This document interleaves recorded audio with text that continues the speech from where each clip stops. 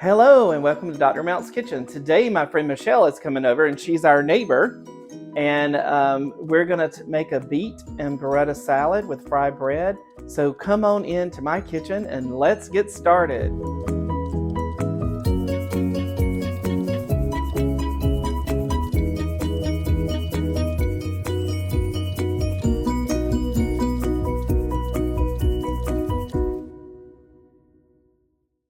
Hello everyone. So I said my friend Michelle's coming over. So this is Michelle. Hi everyone. Thank you for joining us tonight. She's our neighbor, and I told you she was going to make us this wonderful salad. So tell us about it and a little bit about yourself and about the salad. Oh, I'll go on for hours, Gary, but we'll keep it short.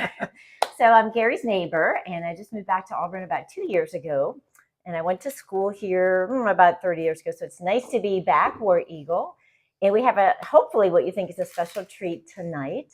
So with summertime, we all like light dishes, and I'm a runner. I'm one of those crazy people that loves to do marathons. Oh, I wish I could run. So, oh my gosh, Gary. So tonight we are going to do beet and burrata salad with fried bread.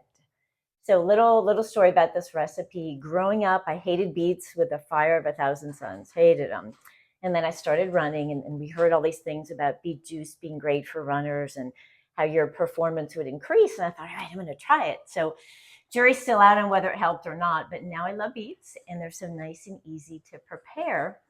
And summertime, I like to be in the sun like everyone else, and we don't want to spend a lot of time in the kitchen, right? We want something light. So I put together a little recipe, and we're going to start with some beets, and you can get these anywhere. My Cheat cooked beets, I love these. They're gluten-free, they're organic. You can get them in every grocery store.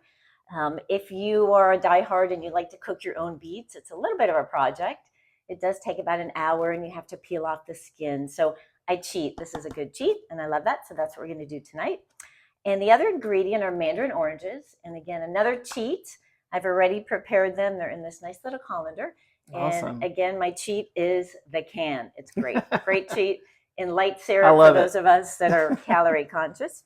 The two things about the beets and the oranges that we'll remember is we want to be sure that they're dry, right? So I'll drain in the colander. I'll let it sit for about 10 or 15 minutes. And the same with the beets. I don't put the juice in there. Otherwise, it gets a little too liquidy, and we don't want that. So we're going to put these to the side. I already prepared those for you. And I did cut the beets into little squares, but you can be creative. You can do rings, or if the kids are helping you cook and they want to do shapes and get creative, that's a neat way to do it too. So step one is going to be making the dressing. And again, I like it very light, not a lot of oil, not a lot of grease. So a couple of ingredients that we have here. Nice, good virgin olive oil. Evu, great, I love that. And we all have our different brands. A good friend of mine, as his Christmas gift every year, gets me the olive oil of the year. So I get one every 3 months. That is a good friend. That's a good gift. So for those of you looking for someone who's difficult to buy for, olive oil of the month is a good one. Red wine vinegar, your choice on that. One of my favorite things is truffle oil. Oh, right? that's good. So, yes. Spoiler alert, I tried to get truffle burrata tonight, but it is not in season. So we're going to do another cheat with a little olive oil on top. And just your basic seasoning, some garlic, pepper, sea salt, and Dijon mustard. I like it a little spicy, so we're going to do a little horseradish tonight, just for something different. Excellent. So I'm going to measure a few things out, and I love these ball jars. We use them to drink iced tea, cocktails by the pool, but I love mixing my dressings in these. They're nice, they're easy, and I don't spill, which is good for me. And the last ingredient, some chives. I do like them fresh. For those of you that are skilled enough to have a garden, good for you. I'm not that skilled, so these are purchased fresh and just cut out into little pieces. I think cheats are good, yes, Gary. Absolutely. I think cheats are good. So we're going to start with a little bit of olive oil. The recipe calls for about 1.25 cups. I do a little bit less than that because I don't like it too greasy. So we are going to do probably just about 1/2 cup in here. Awesome. And we're going to save the truffle oil for the topping. And then next thing we're going to do a red wine vinegar. And we are going to do 1 tablespoon. And Gary, I'm going to mess up your kitchen tonight. Oh, you're good. That's okay. And I'll put the recipe actually on YouTube channel and in the magazine as well. So you're good to see it all. Okay. And you can't see, but Gary has a lot of 4-legged helpers, so I'm in heaven here.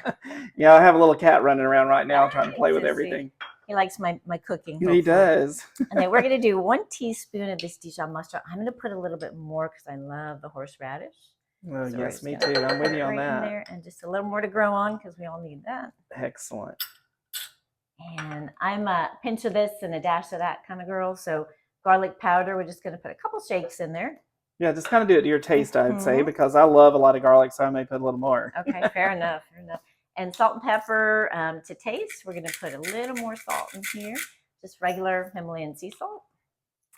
And then we're going to do a little pepper, and I do like it spicy, so I'm probably going to put a little bit more in here. Awesome. Just a little bit more. And easy, easy, simple. And then we're going to take all these chives that we've cut up, and we're going to put them right into our mix. Excellent. I just feel like I have witch's brew here, but we're going to mix this all up in this nice jar. So is that your last ingredient for the dressing? That is. That's going to be it very for our good. dressing. Excellent. We're just going to roll that around. It sounds so yummy. I can't wait to taste it. I hope you like it spicy, Gary. No, I do. I do. We'll have to wash that down with a good wine. I like spicy stuff. Yes, absolutely. So next step, what we're going to do is we're going to take our beets that are already cut up into our little squares. We're going to take our mandarin orange segments, and we're just going to combine the two together. Nice and easy, nothing special there. And we're just going to give that a good mix. Well, that looks delicious. I don't know if y'all can see. I don't know if y'all can see. Here, I'll move this out of the way. Maybe they can see. Yeah, you can see just nice colors in there. Nice colors for summer. We have that nice red on the beet and the orange. And now we're going to take our dressing, and we're just going to combine it all in there. Oh, wow. Nice and simple. It smells great if you can smell the dressing. Gary, all your four-legged kids are coming, so that's good. So we're just going to get that nice and mixed. And you see what I mean? I'm glad I put less oil. It can be a little too greasy, so I'd rather do a little bit less. And then we're going to take some yummy arugula. I love that peppery taste of the arugula. So I think it pairs really well with the horseradish. We're just going to take a couple handfuls. And again, one more to grow on because we like that. We all need to grow. Here, you can put that to the side. And we're just going to mix this up really nice and good here. Oh, nice.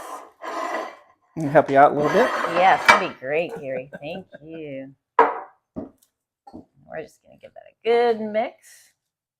And this arugula is nice. You can so actually, pretty. It's colorful. It's colorful. I like that. And you can pre-prepare the beets and the oranges and let them soak overnight. I'd put maybe a little less arugula if you're going to do the night before. And then the day you're going to serve it, just spruce it up. You know, arugula tends to lose its color. So maybe put just some fresh sprigs in there the next day and it'll look good as new. Nice and spiffy. Excellent. All right. And so, Gary, I'm going to try and do this without making a mess. Okay. Do you want to move this over this way? Yeah.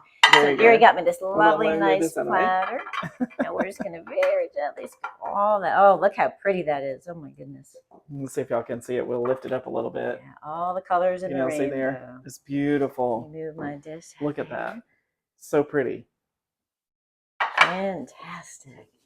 All right. So I'm going to put this over here to the side, and I'm going to cut some burrata. That is one of my favorite cheeses.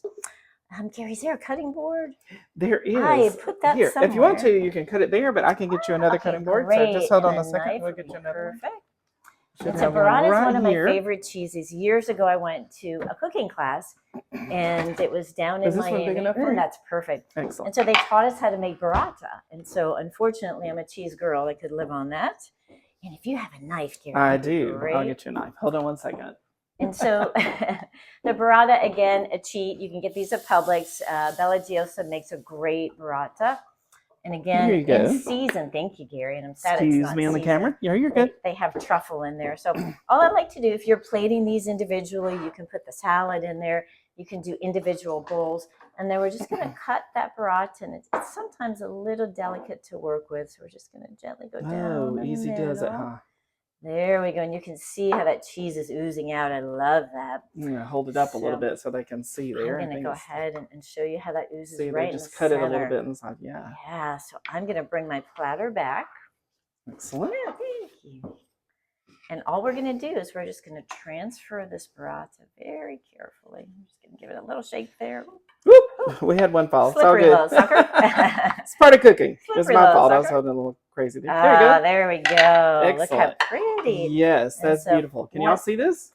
out of the way there. Look how pretty. So we're going to finish off a little bit. So I love pistachios, one of my other little cheats. Oh, And with you. You can put whatever nut you like on there, whether it's pine nuts or walnuts. And we're just going to take some nice roasted salted, because we need a little more salt in there. And we're just going to put them all around the dish, make it nice and pretty. Make it nice. I get carried away, so I'm going to put a little bit more in the end. Again, more to grow on. I love it. I love it. We're going to put that to the side. Yep. And then I'm going to finish it. Gary will Look at show this you with how the the nuts. pistachios on there. Yeah, I love pistachios. And then if I can get that open, we're going to finish with just a little ground pepper on top.